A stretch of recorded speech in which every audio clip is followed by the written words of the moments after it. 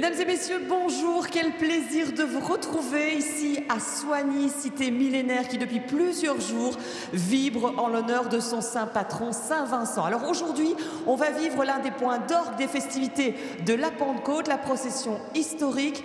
Et pour vivre ce moment, évidemment, je ne serai pas seule, vous le voyez, je suis bien accompagnée. Mais d'abord, on va aller faire un petit tour du côté de la foule puisque Bastien de Thiers va tendre son micro, je pense, aux personnes qui sont présentes pour apprécier ce moment. Bastien, comment ça se passe de votre côté? Et oui, bonjour Audrey, bonjour à toutes et à tous, quel plaisir, quel honneur de pouvoir vous faire vivre cette journée, cette procession historique ici à Soigny. On est aux abords de la collégiale, on est très bien placés. Vous le voyez peut-être derrière moi, les confrères de Saint-Vincent arrivent petit à petit, c'est signe que le grand tour de ce matin prend fin, ce qui annonce également l'arrivée de la procession historique qu'on pourra suivre en direct. Je suis là donc pour des interviews, pour vous faire vivre ça en direct live. Donc Audrey, vous avez deux invités qui s'y connaissent très bien sur le sujet, je pense. On va d'abord commencer par les écouter pour introduire cette matinée, cette fin de matinée qui est déjà depuis toujours historique, mais qu'on pourra suivre en live. On vous écoute. Bastien. Donc je vous le disais, vous le voyez à l'écran, je ne suis pas seule pour commenter en direct cette procession. Madame Caroline Ballat nous a rejoint. Bonjour. Vous êtes historienne, vous êtes surtout sonégienne. Vous avez ça dans le sang. Exactement, et à vos côtés, monsieur Jacques de Vézler, aussi bonjour. Historien, directeur du musée du chapitre de la fabrique d'église. Voilà, donc vous êtes un visage bien connu. Je ne vais pas vous mentir, vous avez des petits yeux parce que je pense que la journée a déjà commencé depuis pas mal d'heures pour vous deux. Ah, effectivement, chaque lundi de Pentecôte, qui est le grand moment de la vie locale, on se lève vers 3h30 du matin pour aller accueillir vers 3h50 le maître en fonction. Et puis avoir le premier office à 4h, 4h05, avant d'aller prendre vers 5h le petit viatique, avant le départ du grand tour, très précisément à 6h. À 6h. Mais le grand tour, on en parlera, hein, puisqu'on voit déjà les premiers cavaliers s'avancer. Donc on va vivre cette procession. On expliquera que ça fait partie d'un ensemble. Madame Ballat, et ici la procession, deux grosses parties à cette procession. Donc la procession, c'est vraiment lié au Grand Tour puisque c'est le retour des reliques, le retour solennel des reliques à la collégiale, avec une petite procession circulaire dans le centre-ville. Et effectivement, il y a depuis 1921 une partie plus historique qui évoque Saint-Vincent et son époque, les différents rôles qu'il a tenus. Et puis, il y a une autre partie qui est davantage liée aux reliquaires, voilà, il y aura les chanoinesses de Mons et de Maubeuge, etc. On pourra en reparler plus tard. Oui, quand on découvrira ces groupes, puisqu'ils s'avancent tout doucement sur cette place, au pied de cette collégiale millénaire. On va déjà le dire, hein, énormément de participants chaque année. Il y a beaucoup de sonégiens et de sonégiennes qui participent, et aussi des personnes en dehors, hein, à cette procession. C'est effectivement une des plus anciennes processions de Wallonie, d'une part, et où il y a plus de 800 figurants, une septantaine, voire parfois 80 et même 90 cavaliers, une quinzaine de groupes musicaux. C'est vraiment un remarquable ensemble qui valorise tout à la fois notre patrimoine à travers l'histoire qu'il raconte, mais aussi qui est un remarquable moment de rassemblement. Oui, parce qu'on voit déjà beaucoup de monde. Et d'ailleurs, les autorités publiques, hein, qui ouvrent la procession. On a déjà vu un cavalier, on le voit. Et nous allons découvrir ces différents groupes. Peut-être on a encore un tout petit peu de temps pour évoquer ce qui s'est passé ce matin avec le Tour Saint-Vincent. Donc vous me disiez, hein, ça démarrait à 6h du matin. C'est ça, là, le grand tour démarre. Vous êtes parti pour 11 km de marche, si je ne me trompe. Exactement. En fait, ce grand tour est une des traditions les plus anciennes de Belgique, puisqu'on a un document qui atteste son existence depuis au moins le 4 avril avril 1262, ce qui veut dire que ce grand tour a plus de 763 ans. Et à l'époque, l'évêque de Cambrai, qui a initié ce grand tour, octroyait 40 jours d'indulgence à toute personne qui venait à Soigny au moment des fêtes de Pentecôte. Alors, qui est à l'origine de ce grand tour? Les différentes études que nous avons menées nous amènent à pouvoir affirmer que c'est indiscutablement le chapitre Saint-Vincent lui-même qui est à l'initiative de ce grand tour. On a un petit souci technique, hein, donc c'est pas grave, on va s'échanger le micro, on va faire ça en bonne convivialité. Et donc, je pense qu'il y a un premier groupe musical qui s'avance devant nous. On écoute un petit peu de musique, même si on va pas. Alors, ce sont les dévoués, je pense, la fanfare des dévoués. Ce sont, je pense, des bénévoles, en fait, des personnes qui viennent d'un peu partout, hein, Madame Balade. Oui, en fait, c'est un groupe qui est né après la Seconde Guerre. Il y a eu un autre groupe précédemment, Sainte-Cécile. Et puis, après la guerre, il y avait eu des soucis avec la première formation.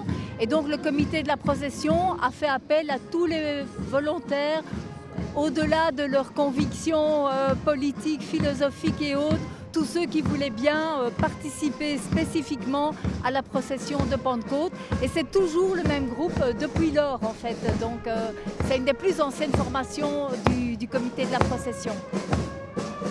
Et d'ailleurs, je pense que c'est leur unique prestation de l'année. On va en profiter un tout petit peu, on va les écouter.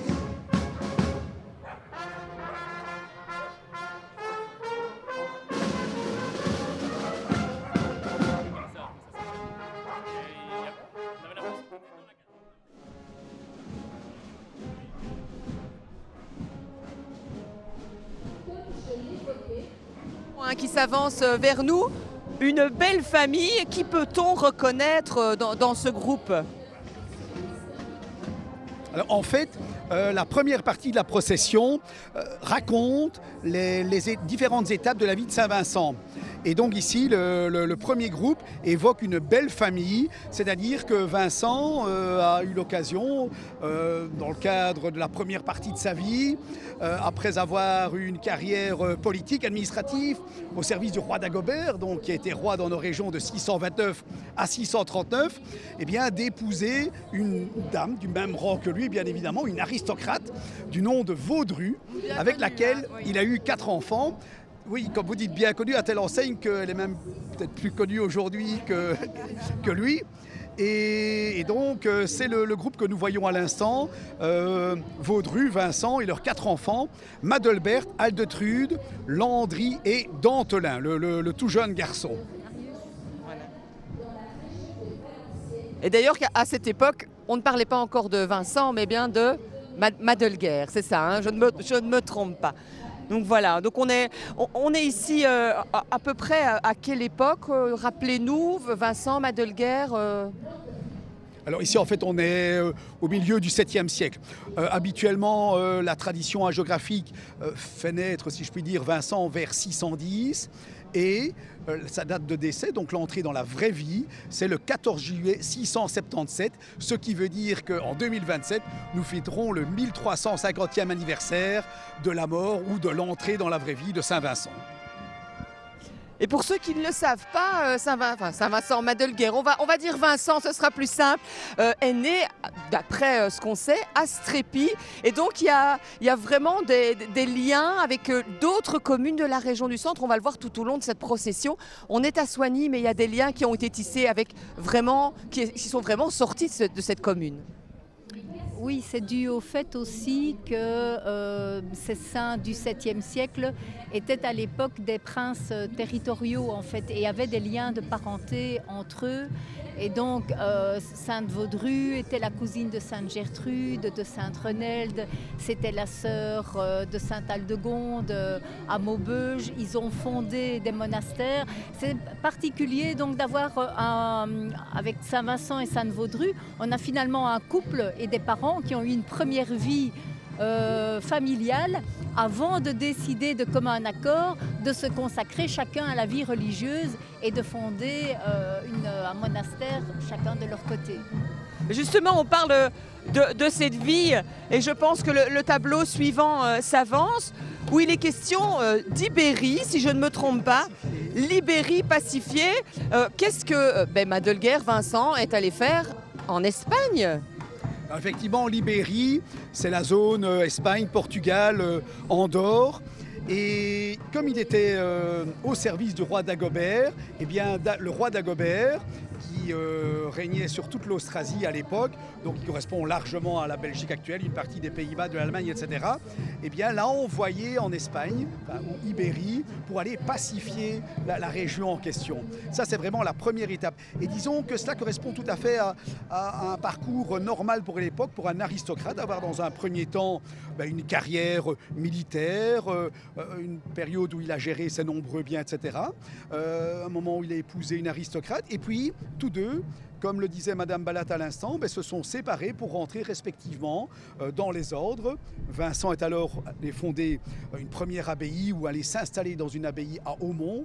Et puis il est venu fonder ici une abbaye à Soigny vers 650 sur une terre qui lui appartenait en pleine propriété et où il y aurait eu très certainement un premier monastère d'obédience bénédictine.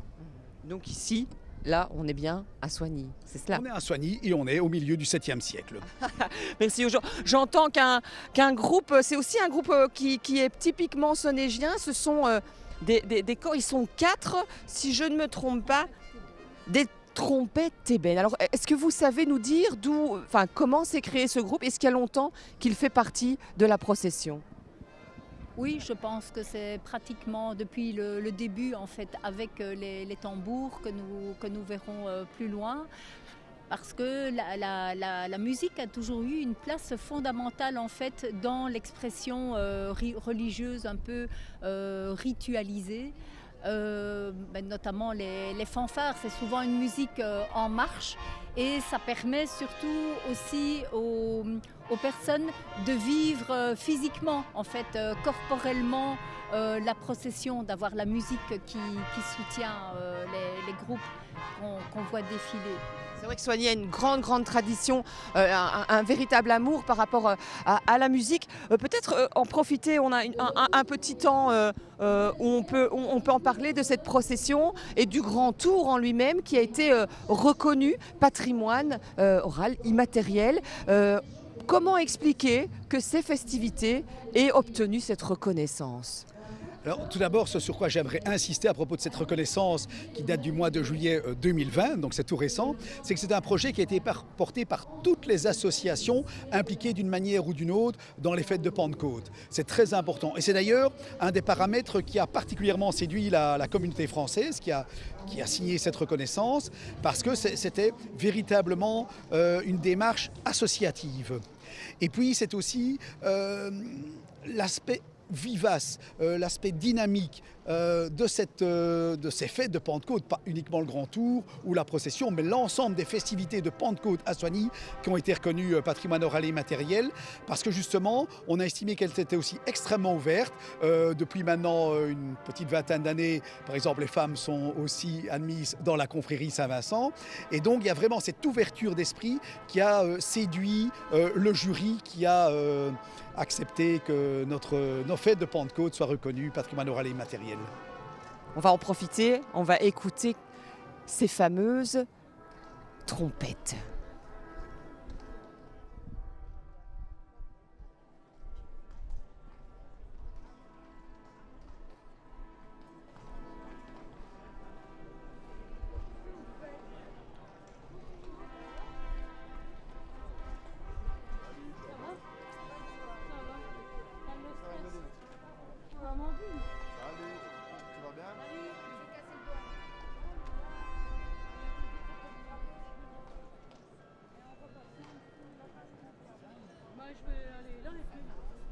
On le verra, on en a déjà parlé de ces nombreuses montures, nombreux cavaliers, et aussi avec une particularité ici à Soigny, ce sont ces chevaux de trait. Je pense qu'on le verra notamment avec certains chars dans la procession.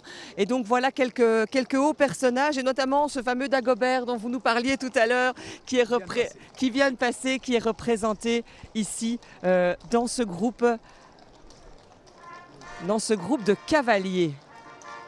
Vous avez Landry, ici représenté en évêque, parce que un des deux fils donc de Vincent et Vaudru, parce qu'il aurait succédé à la tête du monastère de Soignies à son père. Et puis la tradition fait qu'il serait devenu évêque vu sa grande stature religieuse. Alors que ce groupe passe, je voudrais quand même, vous l'avez dit tout à l'heure, Madame Balat, la procession, comme on la voit aujourd'hui, elle a véritablement été, entre guillemets, formalisée en 1921. Mais avant, il se passait quand même des choses lors de la Pentecôte ici à Soignies. Oui, on le sait surtout comme je vous le disais, en fait, on a surtout des sources par les articles de journaux et les photographies à partir de la deuxième moitié du 19e siècle. Et en effet, les chevaux ont toujours été très nombreux, beaucoup plus nombreux. Ils étaient parfois à plus de plusieurs centaines. En fait, il y avait une sorte de cavalcade qui suivait la procession, le retour des reliques ici. Ils sont moins nombreux aujourd'hui, mais Soignies était une région agricole avec énormément de fermes et donc beaucoup de ressources en chevaux. Et donc au 19e siècle, ça n'avait pas du tout cette allure-ci. Il y avait, disons, deux grandes parties. Il y avait une procession plus religieuse avec surtout des statues de saints, des bannières, des jeunes filles et des enfants qui portaient des rubans, des cierges, etc. Et puis il y avait une partie plus civile qui était menée par l'homme de fer et ce qu'on appelait les soldats d'El Pancot, donc qui étaient des escortes militaires, mais des groupes de musique aussi, et qui tiraient des salves. C'était une partie beaucoup plus bruyante et voilà, beaucoup plus désordonnée.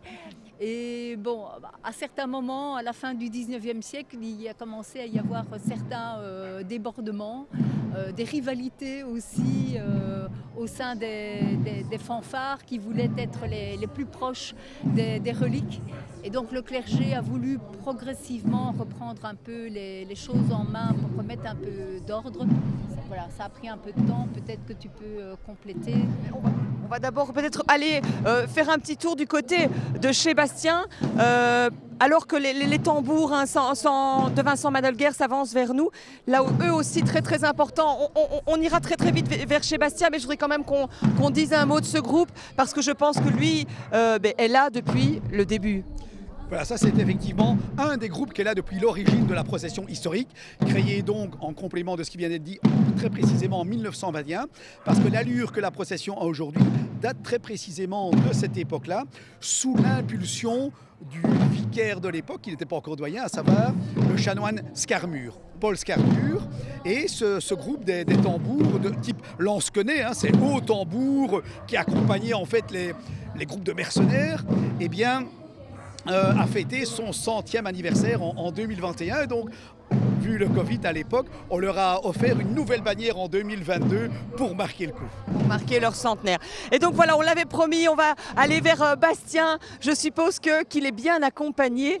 Bastien, dites-nous tout. Comment ça se passe de votre côté ? L'abbaye d'Aumont subsistera jusqu'à la Révolution française. Non, et je ne pense pas que Bastien a entendu notre appel.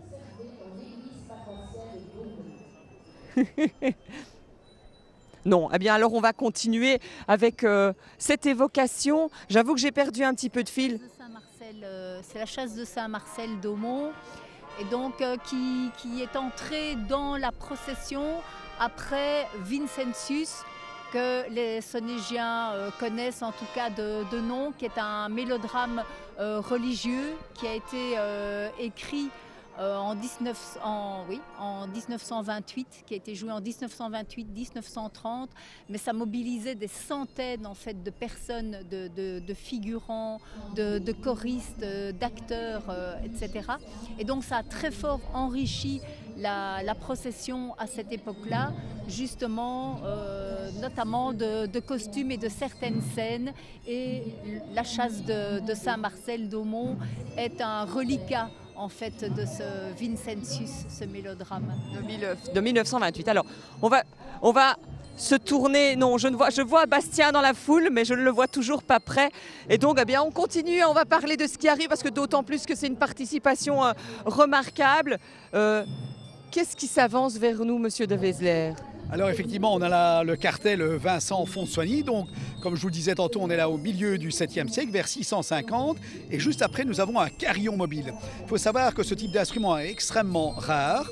Celui-ci date très précisément de 1965, donc est postérieur de 2 ou 3 ans au grand carillon qu'on a mis en place en 63, très précisément dans le clocher de la collégiale Saint-Vincent-de-Soigny, puisque le précédent avait été enlevé par les révolutionnaires français à la fin du XVIIIe siècle. Et il faut savoir que ce carillon a été réalisé donc chez Petit et Fritson, qui est une des toutes grandes fonderies aux Pays-Bas, parmi les plus connues, et que les cloches de bronze sont frottées, tapées par un petit marteau en cuivre pour ne pas abîmer le bronze simplement, donc elles sont juste percutées. Voilà, je pense qu'enfin, ah mais voilà, on parlait des chevautrets, voilà déjà un des premiers chars qui est accompagné par ces magnifiques montures. Et donc, Bastien, voilà, vous le voyez, la on vient procession enfin vers vous. continue Que ici, se passe-t-il de la votre collégiale, côté? mais le public également est venu en nombre aujourd'hui pour assister à cette procession, cet événement historique. Alors on a parlé un peu à quelques-uns de ces spectateurs, et justement on a Eddy ici à côté de moi qui me disait que lui il vient de Bruxelles justement, donc vous me disiez... Vous venez de Bruxelles? Tout à fait, oui, je viens de Bruxelles, je vis à Bruxelles, mais je suis sonégien de souche. Et donc forcément, on revient un peu à ses racines, c'est la procession. La Pentecôte, c'est le jour où on revient à Soigny, pour voir ses racines. Exactement. Donc vous habitiez un peu ici à Soigny? J'habitais pas très loin, dans le centre, un peu plus. Et la procession, vous la voyez passer depuis que vous êtes tout petit? Oui, tout à fait. Oui, tout à fait, oui. Aujourd'hui, on revient faire des photos, parler un Ça peu. fait longtemps que je n'étais plus venu à la procession, mais voilà, je suis content d'y revenir et voilà. Je passe une bonne journée. On a le témoignage d'un Sonégien qui habitait déjà à Soigny avant, mais qui revient justement pour ses racines. Et j'ai ici l'exemple de Véronique. Est-ce que tu peux appeler Véronique? Véronique Véronique qui, elle, en revanche, est sonégienne pure souche. Elle me parlait justement de son expérience de ce matin, la descente de la chasse dans la collégiale. Un événement vraiment qui la tient aux tripes. Évidemment, sonégienne pure souche, elle est au four et au moulin. On la voit au bar en face de la collégiale. Elle travaille. On va attendre de prendre son témoignage parce qu'elle me disait elle a justement très hâte de la fin de cette procession, qu'elle regarde avec attention, mitigée cela dit, mais qui a vraiment hâte de la remontée de la chasse, qui me disait c'est un moment que les Sonégiens ne ratent pas, un moment qui est vraiment important pour eux. Donc bon voilà, pour le moment elle est occupée, donc je vais sûrement vous passer l'antenne à Audrey et aux experts pour qu'ils puissent assister justement à cette procession qui continue, qui bat son plein. Et on reprendra après un témoignage d'une vraie Sonégienne qui me parlait justement des tripes, de ce que ça allait faire aux tripes, de voir cette chasse et cette procession tout au long de la journée. Donc on vous repasse les studios et on revient vers moi juste après. Merci Bastien, je vous opiniez du chef, je pense que de votre côté tout se passe bien. Et donc on évoquait le carillon, 60 ans de participation, un autre personnage qui entre sur la place, qui fête cette année ses 20 ans de participation, le Suisse, alors ça étonne parfois cette appellation, on le voit il a l'air grave, ce Suisse, Oui, qui est-il? En fait, le Suisse, c'est en quelque sorte la personne qui est chargée de maintenir l'ordre au sein de l'édifice, au sein de la collégiale. Et donc, on a eu ici un Suisse à la collégiale jusque dans les années 60, très précisément jusqu'en 1965. Il y avait d'ailleurs, dans des bâtiments qui sont occupés aujourd'hui par le musée du chapitre, qui présente le trésor de la collégiale, il y avait d'ailleurs là la maison dite du Suisse, où il habitait, et donc sur place. Et donc le dernier en fonction, comme je vous dis, est décédé en 65. Et puis dans le cadre de la procession historique, le comité a décidé de ressusciter en quelque sorte cette fonction en le remettant en place, et ce en 2005. Donc voilà, il a tout juste 20 ans de fonction cette année. On est entré dans la deuxième partie de cette procession. Procession, donc vous le disiez tout à l'heure, Madame Balade, qui est plutôt réservée aux reliques. C'est de ça dont il est question. Cette partie-ci, oui. Donc il va y avoir les reliquaires, mais aussi, bon, on l'a vu avec les cavaliers, ceux qui ont rendu hommage à Saint-Vincent et aux autres saints de sa famille. Et puis je vois en fait qu'arrive la délégation de Thieuzy, parce que depuis 1977 et depuis donc la fusion des communes, ont été intégrées à la procession une délégation de toutes les paroisses de l'entité de Soigny. Donc c'est ça que je disais, il y a des innovations qui se sont imposées par l'évolution de la vie à Soigny, et ces délégations de paroisses en sont. Voilà. Est-ce que cette évolution, justement, ces nouveaux groupes qui se sont ajoutés, le fait que ça évolue constamment, c'est aussi un élément qui a pesé dans le dossier pour la reconnaissance? Oui, parce que je pense que la fédération Wallonie-Bruxelles tenait beaucoup à ce que les traditions ne restent pas figées, mais qu'elles restent vraiment des partages d'aujourd'hui. Et donc forcément, ça évolue avec la société autour de nous, avec les gens qui s'investissent dans ce type d'événement. Et donc oui, c'est quelque chose qui a pesé parce que ça doit être des jalons de génération en génération. La tradition se transmet véritablement dans les familles, c'est comme ça que ça fonctionne. Il y a aussi des nouvelles personnes qui viennent, qui s'intègrent dans ces traditions. Oui, dans ceux qui s'impliquent le plus, effectivement, c'est parfois parce que les enfants sont tombés dedans quand ils étaient petits, un petit peu comme Obélix, et donc ça leur a créé des émotions tellement fortes quand ils étaient enfants, qu'après ils poursuivent leur engagement, ils mettent leurs pieds dans les pieds de leurs parents et ils reprennent des rôles aussi dans l'organisation. Oui. Oui, effectivement, en tant que SODGien, pour moi, c'est vraiment une question d'identité. On n'imagine pas ne pas être à Soigny le lundi de la Pentecôte. C'est un moment à la fois de rassemblement, mais c'est aussi un moment de convivialité, un moment de fête partagée. Après, souvent, on se retrouve en famille pour manger ensemble, boire un petit verre, bien évidemment. Et donc, c'est vraiment un grand moment de rassemblement, d'attachement, bien sûr, à la figure de notre saint patron. Mais au-delà de ce paramètre, de cette dimension, il y a aussi la dimension éminemment relationnelle qui est fondamentale. Parce qu'on est là aujourd'hui, on l'a déjà dit, commencé très tôt ce matin, mais toute cette effervescence, elle commence bien plus tôt. Toutes les festivités, elles ont démarré il y a presque 15 jours, non ? Avec il y a un petit tour, il y a plusieurs traditions qui animent Soigny depuis déjà pas mal de jours en fait. Effectivement, et ces traditions ont évolué avec le temps, bien sûr. Aujourd'hui, il y a le grand moment où on commence les fêtes de Pentecôte, c'est le mercredi veille de l'Ascension, où il y a ce qu'on appelle le petit tour qui circule tout simplement autour de la collégiale. L'idée au départ, c'est voir un peu si tout était en place, si le mécanisme fonctionnait bien, tout simplement. Bon. Et puis aujourd'hui, ce petit tour est suivi du souper au jambon, qui avait lieu jadis au 14 juillet, le fête de Saint-Vincent, mais qu'on a ramené maintenant plutôt à cette période-là de l'année. Et puis après, il y a évidemment tous les préparatifs, à savoir les costumes, les chars, recevoir les figurants, etc. Et puis enfin, on a évidemment le lancement des fêtes de Pentecôte à proprement parler, avec cette grande cérémonie d'ouverture le samedi matin à 11h très précisément, qui est suivie évidemment de toute une série de rassemblements festifs, le concert sur la Grand Place, etc. Et enfin, je dirais le point d'orgue en quelque sorte, le lundi, où on va chercher, comme je vous le disais tantôt, le maître vers 3h50 du matin pour le premier office à 4h. On vient de voir la paroisse, c'est la paroisse de Nast qui s'avance pour l'instant devant nous avec le saint patron. Je n'ai plus la liste en tête, je pense que du côté de Nast, c'est Saint-Martin qui est mis à l'honneur. Et voilà Casteau avec Notre-Dame de Casteau. Oui, toutes les paroisses de la commune en fait sont représentées et même une communauté, on peut peut-être en dire un petit mot qui va bientôt arriver, une communauté portugaise. Comment ce groupe a été intégré à la procession ?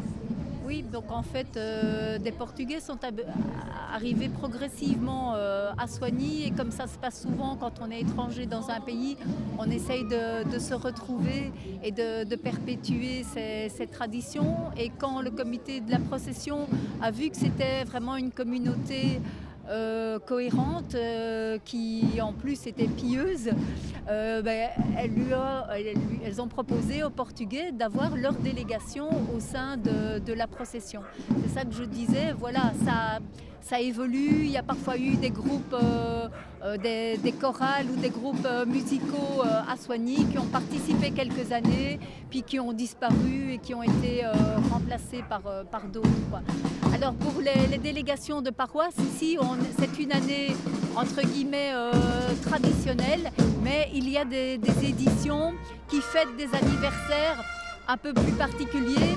Et à ce moment-là, le comité de la procession invite une série d'autres saints de reliques, que ce soit de Tournai, Mons, parfois même Saint-Feuillin, enfin voilà, il y a toute une série d'autres reliquaires, délégations qui sont invitées. Cette année-ci, je ne pense pas que ce soit le cas.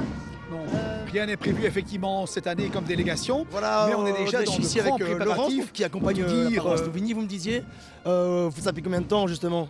Oh, ça fait des années qu'on sort avec la paroisse de Louvigny et voilà, on cherche des volontaires et ici on a retrouvé une équipe motivée comme jamais et donc voilà, ça fait plaisir d'avoir cette motivation parce que c'est un tout petit village, une grande famille et donc voilà.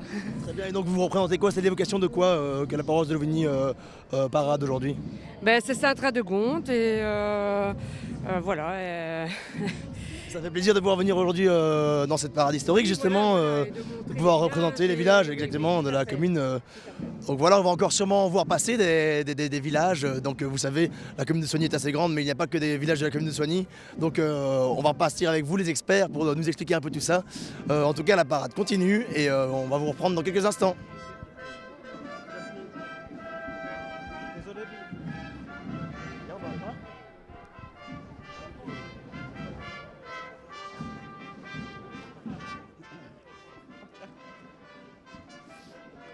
Alors je ne sais pas si vous avez entendu Saint-Bastien, mais en tout cas nous on va continuer en tout cas à regarder ce qui se passe devant nous. Donc on a eu Auru avec Saint-Martin, Soignies-Carrière qui suit. Et je pense que justement la délégation portugaise va bientôt arriver avec Notre-Dame de Fatima. On appréciera ça évidemment dès qu'ils sont en face de nous.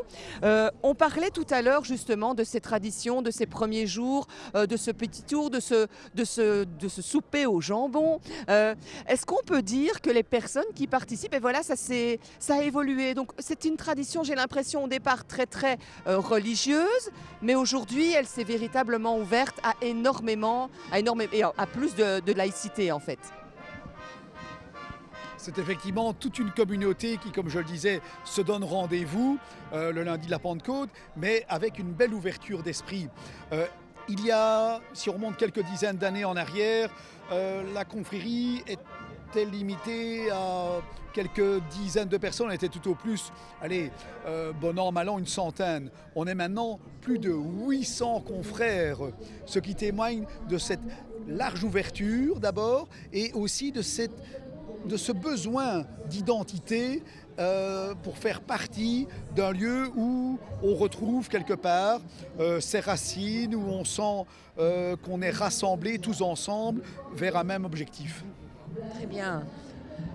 On voit les enfants, il y a beaucoup d'enfants qui participent à cette procession. Dites-moi. Ici, c'est le patron de Soignies-Carrière qui est assez vivant. Et de tout temps, en fait, c'était déjà comme ça au 19e. C'était d'une certaine manière un peu le corps social qui se mettait en scène. Et on avait les confréries religieuses, on avait les corps de métier, on avait les confréries militaires, on avait les couvents, les communautés religieuses. Et toutes ces associations, en fait, faisaient le cortège. Et donc ça, c'est un héritage quand même de ça. C'est de ce qui fait la vie de Soignies. Et ce sont vraiment... C'est pas un spectacle seulement à Soignies, en fait. Ce sont vraiment les citoyens qui font l'escorte, en fait, des reliques. On voit un groupe musical qui s'avance vers nous. J'essaie de les retrouver dans ma liste. Je pense que ce sont des Montois, voilà. donc qui accompagnent logiquement le quart d'heure. Donc ils seront de la revue la semaine prochaine à Mons. On va les écouter quelques instants.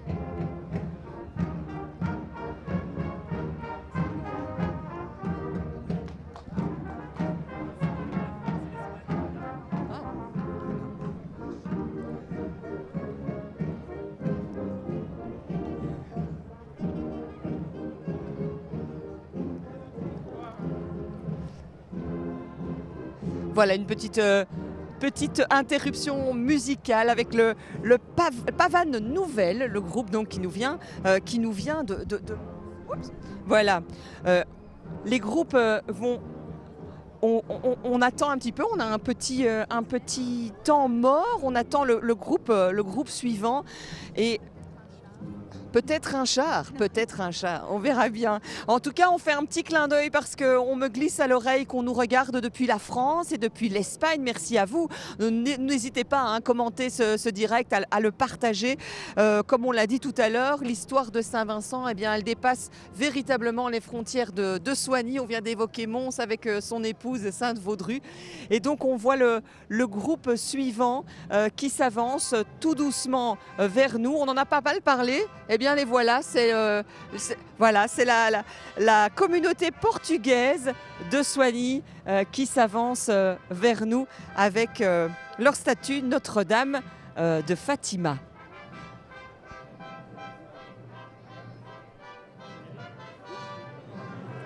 Voilà, on est de retour ici avec donc Véronique qui, elle, s'est levée à 5h du matin aujourd'hui. 4h, voilà. Et pourquoi alors? Pour être à la messe des pèlerins à 5h moins 10. Et puis suivre le grand tour, suivre la chasse pendant tout le tour de 12 km. Donc tu as fait le grand tour ce matin? Oui. Et alors tu as suivi la chasse et tu me disais justement c'est un moment inscrit dans tes tripes, dans ton ADN. Tu ne saurais pas rater cette montée, cette descente de la chasse? Ah non, la descente de la chasse le matin c'est un moment hyper prenant. Et puis à 13h, même chose quand elle remonte. Voilà, quand on est né à Soignies, je crois que ça fait partie de l'ADN sonégien, enfin pour une partie en tout cas, mais d'assister à ça. Tout à fait, c'est des moments qui sont inscrits dans leur mémoire. Et toi, ça fait combien de temps par exemple que tu fais ce tour, cette montée, cette descente de la chasse, ici dans la collégiale qu'on voit en face, qui est vraiment au plein centre de Soignies, quoi? Je ne sais pas, je dois l'avoir fait 30 ou 40 fois. Une bonne trentaine de fois, donc on a ici une vraie confirmée sonégienne, en tout cas du Tour Saint-Vincent et de cette procession historique qu'on va pouvoir continuer de suivre avec vous. Restez avec nous, cette procession n'est pas encore finie.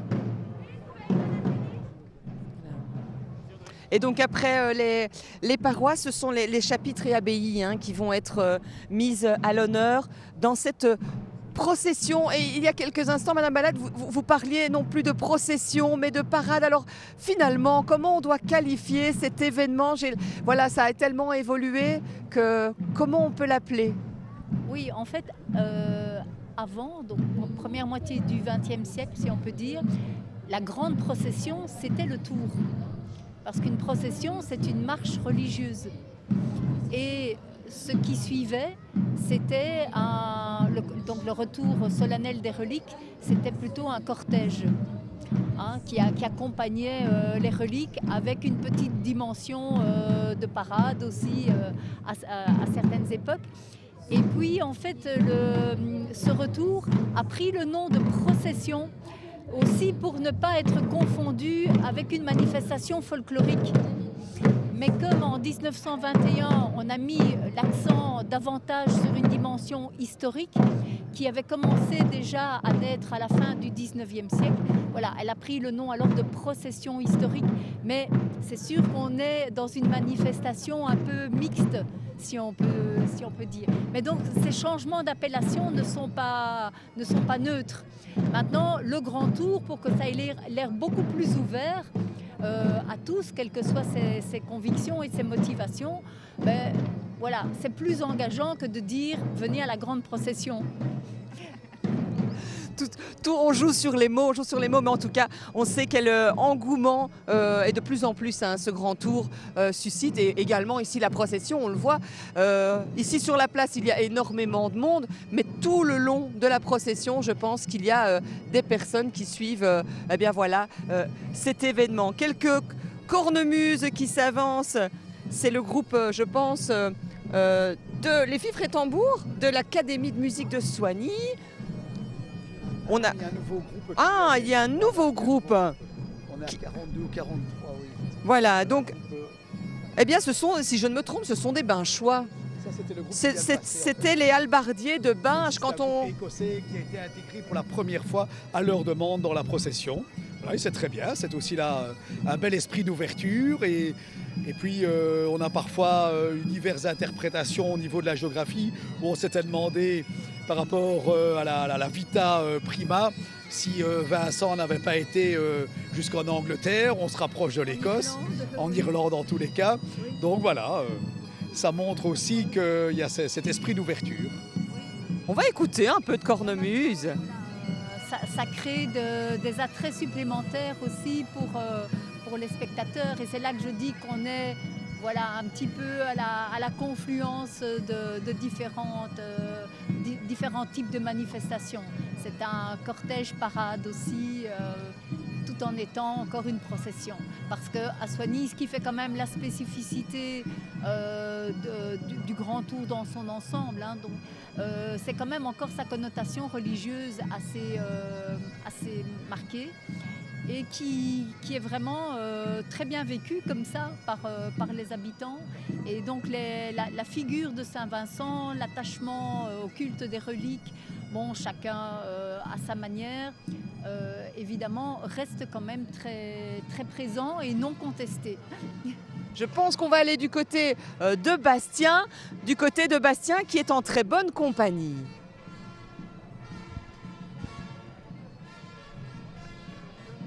Voilà, on est ici avec un personnage haut en couleur. Monsieur, est-ce que je peux savoir à qui j'ai affaire? Ah oui, vous avez affaire à Guillaume d'Orange, en fait. Voilà. Je suis donc tombé sur le gratin, j'ai l'impression. Et donc, ces habits, cette tenue, cet accoutrement, justement, typiquement... on est un groupe de danse renaissance, en fait, de Binche, en fait. Très bien. Et donc, aujourd'hui, vous venez honorer cette mémoire à Soignies? Tout à fait. Merci beaucoup, je vous souhaite une bonne procession.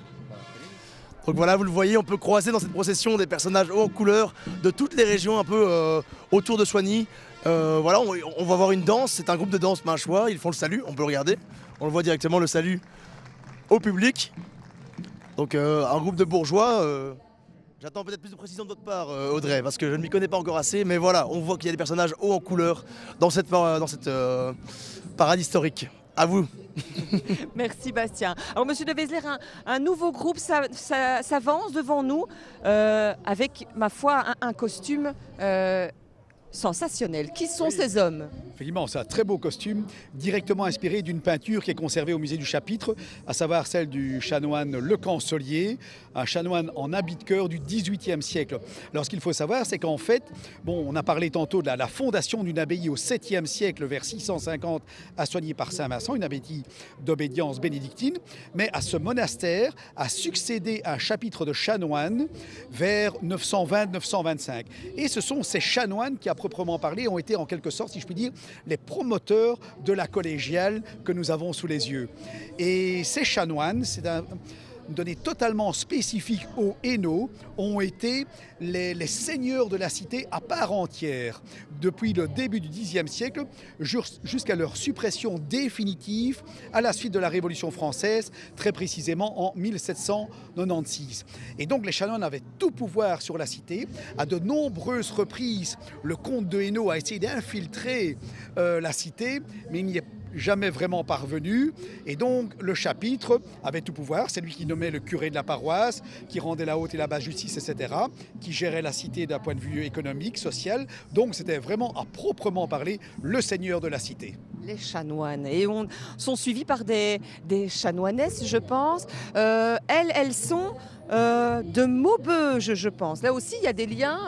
Quand je disais on passe les frontières, mais je ne me trompe pas. Oui, en fait c'est la sœur de Vaudru, Aldegonde, qui a fondé le monastère de Maubeuge, et ce sont ses nièces, donc Sainte Madelberte et Sainte Aldetrude, les filles de Vincent et Vaudru, qui lui ont succédé d'abord comme moniales et puis comme abbesses là-bas à Maubeuge. C'est pour ça qu'elles sont bien présentes ici à Soignies. Voilà le groupe dont on parlait, je pense que c'est le fameux groupe de fifres et de tambours de l'Académie de Soignies, quand on disait que la musique est très importante, tient une place très importante ici, on ne se trompait pas. Et donc une première chasse, je pense, qui arrive, si je ne me trompe, un reliquaire, et là on repart aussi à Maubeuge. Est-ce que vous savez de qui il s'agit ? Alors voilà, effectivement, comme vous le dites, c'est le premier reliquaire qui sera suivi par 4 autres. Celui-ci, c'est le reliquaire de Sainte Madelberte. Donc Sainte Madelberte, dans la Vita Vincenti Prima, c'est bien une des 2 filles de Vincent et de Vaudru. Ce sur quoi j'aimerais insister tout particulièrement ici, c'est qu'en fait, si la Vita Vincenti Prima est située au début du XIe siècle, très précisément entre 1015 et 1024. Cela n'empêche qu'on a déjà toute une série d'informations sur Vincent et Vaudru dans la Vita de Sainte-Aldegonde au tout début du 8e siècle. Donc ça veut dire à peine une 50aine d'années après que Vincent ne soit décédé. Donc ça veut dire qu'on a des témoignages des contemporains, ça c'est très important. Et Sainte Madelberte, donc fille de Vincent et de Vaudru, eh bien il se fait, alors qu'elle a succédé au monastère de Maubeuge à sa tante Sainte-Aldegonde, à la fin du 7e, début du 8e siècle, eh bien, il se fait que ces reliques se retrouvent à la cathédrale de Liège. Et donc, en 1934, très précisément, 33-34, le doyen de l'époque ici à Soigny, le chanoine Scarmure, encore lui, qui est à l'initiative de la procession donc en 1921 et aussi de ces oriflammes que l'on pend entre les 2 tours de la collégiale, là également en 1921, pour montrer que la cité est en fête. Eh bien, le doyen Scarmure a demandé à l'évêque de Tournai s'il pouvait demander à son collègue, l'évêque de Liège, de nous octroyer une petite vertèbre, pour être précis, pour la mettre dans une chasse, pour réunir la famille. Voilà. Et donc, effectivement, cette vertèbre a été donnée à la collégiale de Soigny en 1933-1934. Et il s'agit là donc d'une chasse en bois, recouverte de plaques en or, de cuivre, et qui a été réalisée par les ateliers Devroy à Bruxelles. Et les halbardiers de Mons viennent de passer avec leur tambour devant nous et on continue. Là, on est du côté de Saint-Guilain, reliquaire de Saint-Guilain, avec les compagnons d'Ursidong. Les prénoms, c'est quand même assez particulier, hein, donc, mais on suit, on les voit aussi, les costumes. On peut parler de ces bénévoles qui, tout au long de l'année, gèrent le vestiaire. Là aussi, on en parlait tout à l'heure, c'est un travail très important qui se transmet. Ces dames qui gèrent le vestiaire, on imagine plus de 800 costumes.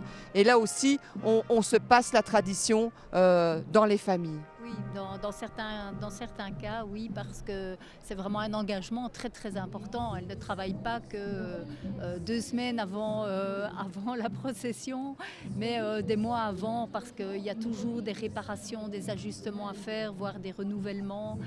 Donc c'est un travail de longue haleine et vraiment essentiel en fait pour la réussite de la procession.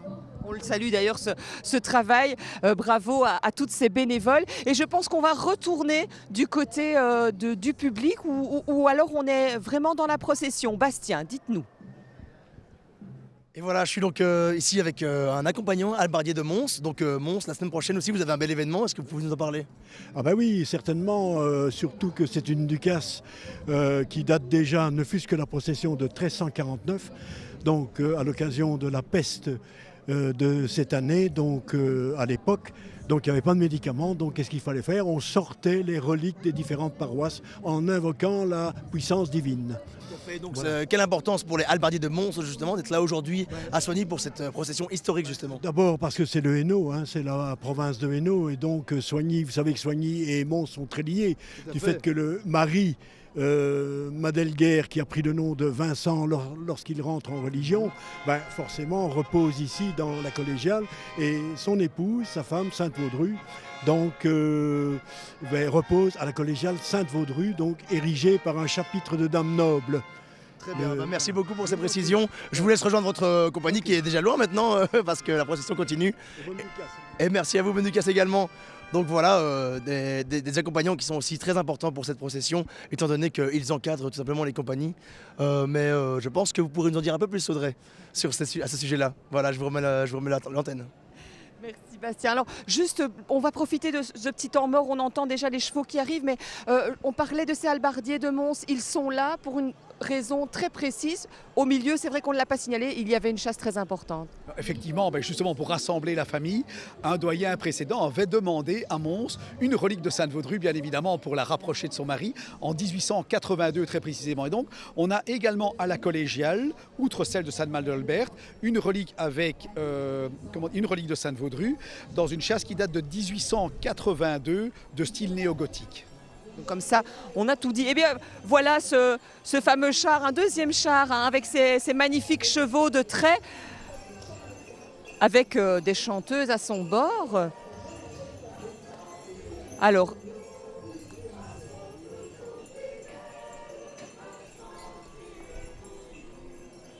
peut-être un mot de ce char, de qui s'agissait-il ?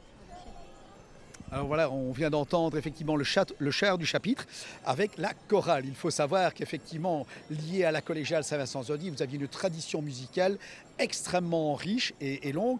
Et parmi les plus connus, il y a notamment eu Gilles Binchois, prévôt du chapitre de Saint-Vincent-de-Soigny, et qui avait été chantre à la cour des ducs de Bourgogne, notamment de Philippe le Bon. Et donc, on a toujours conservé à Soigny cette longue tradition musicale qui a été reprise par la suite par l'Académie de musique, bien entendu. Et de nouveaux cavaliers, est-ce qu'il ne s'agirait pas justement de ces personnages qui sont venus présenter comment dit-on, leurs hommages à Saint-Vincent? Et il y a quand même des personnages illustres qui sont passés ici à Soigny. Effectivement, on a maintenant les hauts personnages qui sont venus prêter serment sur les reliques de Saint-Vincent, à travers différentes époques, 15e, 16e, 17e, entre autres Charles le Téméraire, Philippe le Beau, Maximilien d'Autriche. Et tout cela parce qu'en fait, il était considéré dans l'historiographie, et ce déjà depuis le XIe siècle, que Saint-Vincent de Soigny, avait été premier comte de Hainaut. Et donc, en quelque sorte, il venait rendre hommage au comte de Hainaut. En fait, cela a été créé de toutes pièces, puisque le comté de Hainaut en tant que tel n'existait évidemment pas à l'époque de Saint-Vincent, mais ça a été créé de toutes pièces par les comtes de Hainaut eux-mêmes, pour quelque sorte avoir cette filiation vis-à-vis de Saint-Vincent et avoir par là une certaine mainmise sur la cité de Soigny, mais c'est le chapitre qui, à travers les siècles, est resté maître d'œuvre.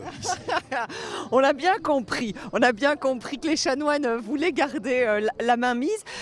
On parlait tout à l'heure justement du fait que tous ces personnages soient venus ici à Soigny. Pourquoi Soigny? Il y avait quand même d'autres villes assez importantes autour de nous.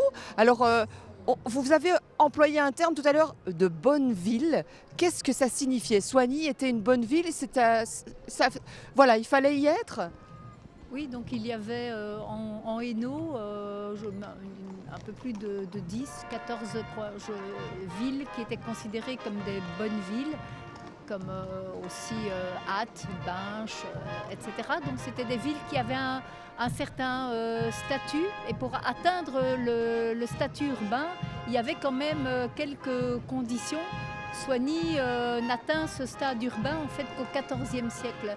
Donc il fallait avoir une certaine autonomie, il fallait avoir un certain dynamisme au niveau économique. Souvent c'était des villes qui avaient une enceinte aussi, donc c'était des villes qui étaient protégées. Donc la plupart ont ces caractéristiques-là. Et il y avait aussi une trésorerie autonome qui était tenue par les bourgeois de la ville, donc parallèlement au pouvoir du chapitre. Donc voilà, c'est toute une série de conditions qui ont été étudiées par les historiens pour comprendre finalement ce qu'était une bonne ville. Donc Soigny, bonne ville, et s'avance vers nous, là, si je ne me trompe pas, la Royal Harmonie, l'Union. On y est, c'est Mélin l'évêque qui participe à la procession depuis plusieurs années aussi. Je vous propose qu'on les écoute.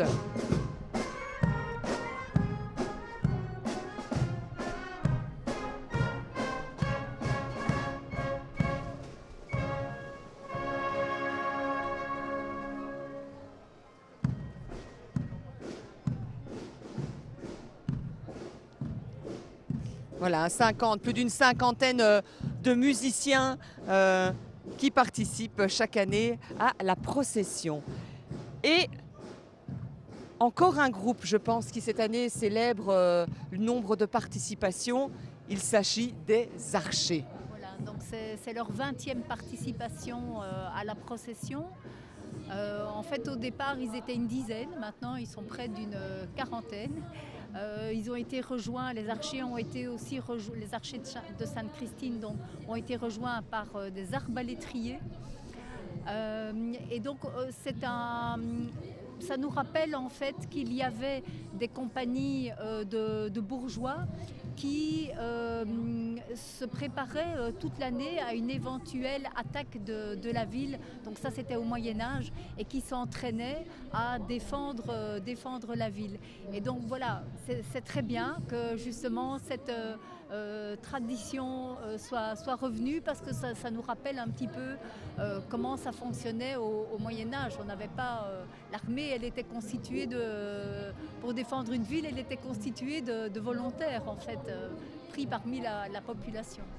D'ailleurs, j'invite toutes les personnes qui nous regardent à pousser la porte de l'Office du tourisme, parce qu'à certaines occasions, leur lieu, là où ils s'entraînent, est ouvert. C'est le long des remparts ici à Soignies. C'est un lieu vraiment hors du temps qui est tout simplement magnifique et qui vient d'être rénové. On va aller du côté de Bastien, parce que je pense qu'il a à ses côtés justement un arbalétrier.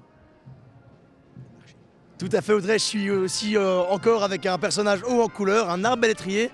Mais alors un arbalétrier de quel groupe justement, vous me le disiez ? Alors le groupe est divisé en deux, ce sont les archers de Sainte-Christine et les arbalétriers de Saint-Landry. Ce sont les deux milices communales qui existaient au Moyen-Âge. Très bien, et donc quelle importance pour vous d'être à la procession justement historique de Soignies ? C'est important pour nous parce que c'est ce que nous faisions au Moyen-Âge en sortant les chasses et en les accompagnant. Nous étions les milices qui étaient chargées de la défense. Eh ben, très bien, merci beaucoup, on vous souhaite une bonne procession.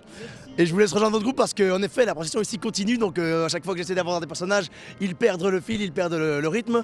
Donc comme ça ne s'arrête pas, je vais encore essayer d'avoir quelques personnages, mais je pense que vous avez encore des informations à nous dire sur cette belle procession, sur cette belle journée qu'est la Pentecôte à Soignies. Voilà, je vous laisse nous donner un peu plus de précision. T'inquiète pas, vraiment comme Pour revenir sur le lancement officiel qui se déroule le samedi matin, puisqu'on parle des archers, des arbalétriers, il y a ce moment fort en fin de cérémonie. On a déjà parlé du pavois, j'espère que dans les images vous pouvez le voir entre les deux tours de la collégiale. Et là aussi il y a un arbalétrier qui a un rôle très très important. Oui, effectivement, cette cérémonie d'ouverture le samedi à 11h, donc, elle a été créée toute pièce il y a 4 ans maintenant. Et l'idée, c'était de mettre en scène l'histoire locale jalonnée par les grands personnages. Mais un des moments forts, c'est effectivement l'instant où un des chanoines remet un carreau d'arbalète aux plus jeunes et aux plus méritants des arbalétriers pour aller courir dans la tour et tirer depuis la tour lanterne la flèche afin d'aller fixer le pavois. Ce n'est évidemment bien entendu qu'une légende, mais cela permet tout de même aussi de faire fantasmer un petit peu. Oui, c'est un très beau moment. On en reparlera tout à l'heure. Mais j'en profite, je vous interromps. On va parler peut-être de ce groupe qui vient de passer devant nous avec une chasse. Là, de qui s'agit-il ? Alors la chasse qui vient de passer à l'instant est celle de Saint-Landry, donc un des deux fils de Vincent et de Vaudru, l'aîné, celui qui d'après la tradition hagiographique a succédé à son père, donc à Vincent, à la tête du monastère de Soignies. Et ce qu'il faut savoir, c'est qu'en 1954, j'ai fait procéder à la restauration de cette chasse de Saint-Landry en bois doré qui date de la fin du XVIIe siècle. En fait, ce sont des habitants de la cité qui, en 1673 très précisément, ont demandé au chapitre de Saint-Vincent de pouvoir embellir et renouveler la dite chasse. Et donc, ça a été l'occasion de procéder lors de cette restauration à son ouverture, et on a retrouvé à l'intérieur de la chasse que l'on voit actuellement un autre parallélépipède en forme de bâtière où se trouvent les reliques du patron de Saint-Landry très précisément. Et c'était vraiment une très belle découverte, et l'intérieur de la chasse était également décoré de panneaux peints avec la représentation des 12 apôtres. Je vous interromps, M. de Vézler, parce que je vois Bastien aux côtés d'un personnage. C'est aussi un groupe qui est né ici dans la commune, du côté d'Auru. Bastien, dites-nous tout. Avec qui êtes-vous là tout de suite ? On arrive justement à un bon timing, un arrêt, et j'aimerais bien passer un petit mot pour vous qui vous nous suivez en live sur Facebook. Merci d'être là, merci de suivre cet événement avec nous. Donc je suis ici avec Étienne. Étienne, alors dans quel groupe, pour quel groupe vous marchez et qu'est-ce que vous représentez un peu? Alors nous sommes les Compagnons Pickner. Donc c'est un groupe qui trouve son origine en 1488, donc au début de la Renaissance. Et puis voilà, le rôle de ce groupe, c'était de protéger la chasse chaque fois qu'elle sortait pour des pèlerinages ou d'autres activités. Et puis petit à petit, ce groupe a disparu évidemment et il a été reconstitué en 1958 par des anciens du village à Oru. On a retrouvé les lances originales et donc on s'est dit pourquoi ne pas reconstituer ce groupe. Et voilà, donc il y a là-dedans toute une série d'anciens du village, dont notamment mon père, l'ancien instit, etc., qui ont recréé ce groupe. Et depuis lors, à chaque cortège Saint-Vincent, les Pickner sont là et nous protégeons la chasse Saint-Vincent tout simplement. Très bien, il y a encore besoin de la protéger actuellement ou ça va? Elle est bien gardée Elle est super bien gardée avec l'homme de fer et avec les Pickner, il n'y a aucun souci pour ça. Ça va, donc on n'a aucun souci à se faire. Voilà, les groupes sont historiquement chargés. On le voit, des groupes qui se créent, qui s'effacent, qui s'oublient, qui sont repris, donc qui reprennent tout simplement. Voilà, cette procession, on le sait, elle est chargée d'histoire et c'est avec vous qu'on va en parler. Donc je vous laisse reprendre ce live et nous expliquer un peu, nous parler un peu plus profondément d'histoire. Voilà. Merci beaucoup d'être encore sur ce live. Les compagnons Pickner d'Oru étaient aux côtés donc de Bastien. Et là, des saxophones, encore un groupe musical qui nous viennent, je pense, du côté aussi de Mons en fait. Oui, et alors surtout ils introduisent la statue de Saint-Vincent. C'est la statue en fait qui vient du collège Saint-Vincent et qui a été créée à la fin du 19e siècle, au moment où on a construit et fondé le collège. Et c'est l'architecte qui avait conçu les plans du collège, qui a aussi conçu le dessin de la statue de Saint-Vincent et donc qui participe le samedi matin à la cérémonie d'ouverture. C'est lui qu'on attend en fait pour commencer la cérémonie avec une délégation donc, de professeurs du collège. J'ai l'impression qu'on entre véritablement dans le vif du sujet avec les groupes qui arrivent. Monsieur de Weisler, qu'est-ce qui suit justement la statue de Saint-Vincent? Alors, c'est vraiment un des moments les plus importants de cette procession historique. C'est le chef reliquaire. C'est-à-dire que vers 1250, il y a eu ce qu'on appelle l'élévation des reliques. Elles étaient à l'origine, de manière indiscutable maintenant, depuis la grande restauration intérieure de la collégiale en 2007-2009, on le sait. On a retrouvé les traces de la crypte semi-enterrée où se trouvaient originellement les reliques du patron fondateur de la cité.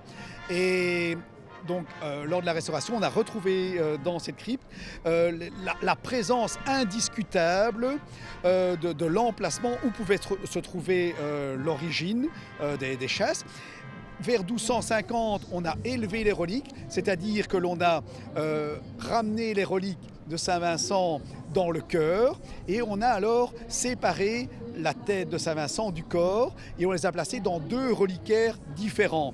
La tête de Saint-Vincent dans ce qu'on appelle le chef, donc caput, hein, et d'autre part, le corps dans la grande chasse qui va bientôt arriver. Mais il se fait qu'au moment de la Révolution française, ces deux chasses, l'une comme l'autre, ont été placées dans le jardin du cloître de la collégiale.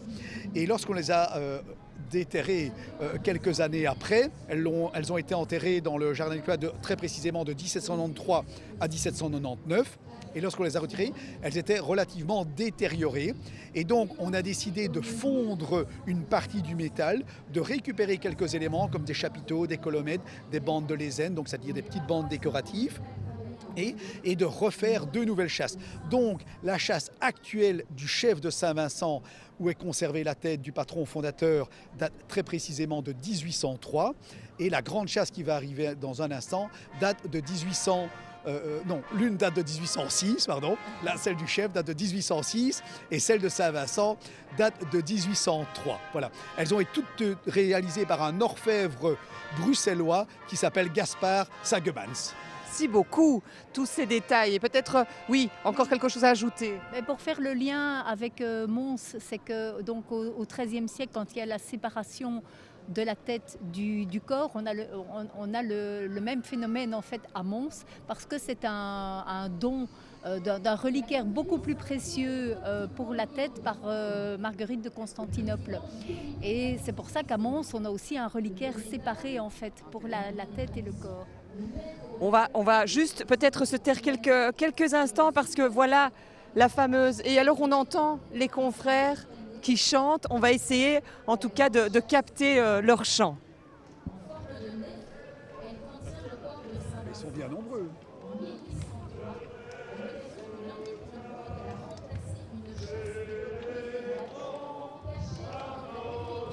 Donc, en quoi c'est important aujourd'hui? C'est quoi le programme de la journée?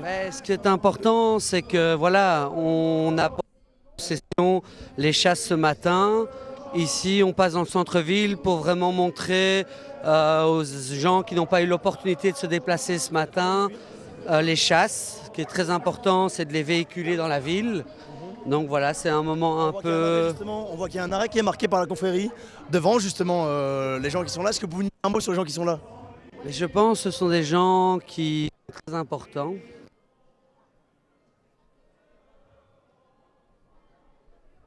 Continue de circuler dans la ville ici avec les confrères. On le voit, c'est un moment assez solennel puisque la chasse va rejoindre la collégiale. Donc on va les écouter un peu chanter, c'est un moment super solennel.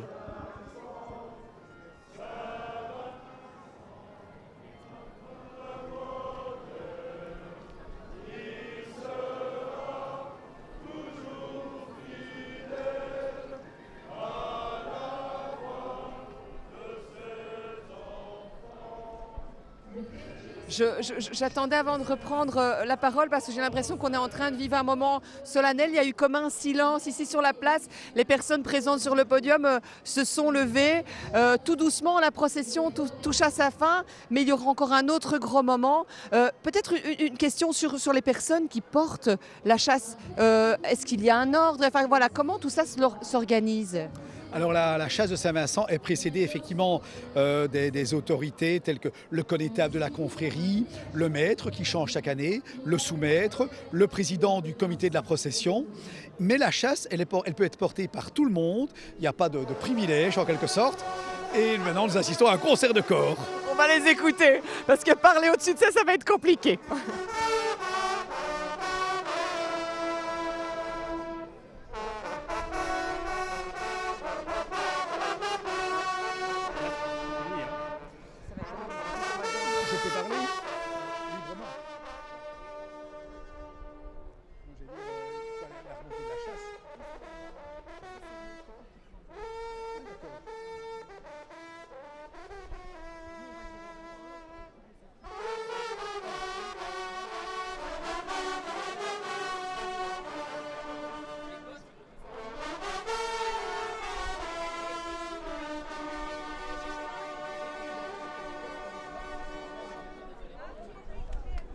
Et voilà les corps de chasse qui terminent avec les derniers participants à cette procession.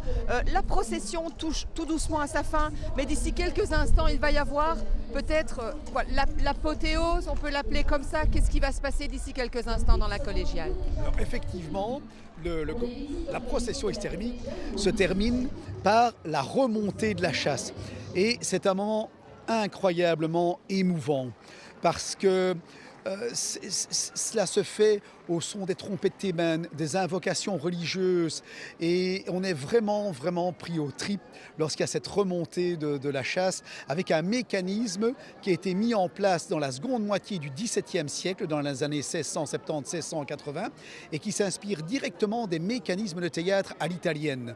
Voilà. Et puis vous avez cette chasse qui est emportée par les anges et qui est remise en place jusqu'à l'année prochaine en quelque sorte. Voilà. Mais ce sur quoi j'aimerais terminer, c'est qu'en 1999, nous avons procédé à une ouverture de la chasse de Saint-Vincent, avec évidemment toutes les autorités, présidées par l'évêque de l'époque, Monseigneur Huard en l'occurrence. Et on a procédé, à la suite de cette ouverture, à une authentification des reliques contenues dans la chasse de Saint-Vincent. Et la datation qui nous est parvenue confirme qu'on est bien dans la seconde moitié du 7e siècle. Ce qui veut dire évidemment et indiscutablement que Saint-Vincent est bien le premier Sonégien. Merci beaucoup, Monsieur de Wettler. Merci beaucoup, Madame Balade, d'avoir été présent pendant ce moment, cette belle évocation, en tout cas, de l'histoire de Soignies. Quelques petits remerciements avant de vous laisser. La bijouterie Lehmann, c'est bien le musée du chapitre, la fabrique d'église, le comité de la procession qui nous ont aidés à monter voilà, ce direct. Merci à vous d'avoir été nos lumières, de nous avoir tout expliqué sur l'histoire de ce magnifique moment. On vous donne rendez-vous d'ici quelques instants. Ne quittez pas la page Facebook d'Antenne Centre parce que cette remontée de la chasse, vous allez aussi pouvoir la vivre en direct. Tout sera de nouveau rediffusé sur antenne. On se donne rendez-vous à 18h30 sur Antenne Centre Télévision et puis sur notre site internet. Je vous souhaite une excellente fin de journée, un beau week-end de Pentecôte qui s'achève. Merci beaucoup et à très bientôt.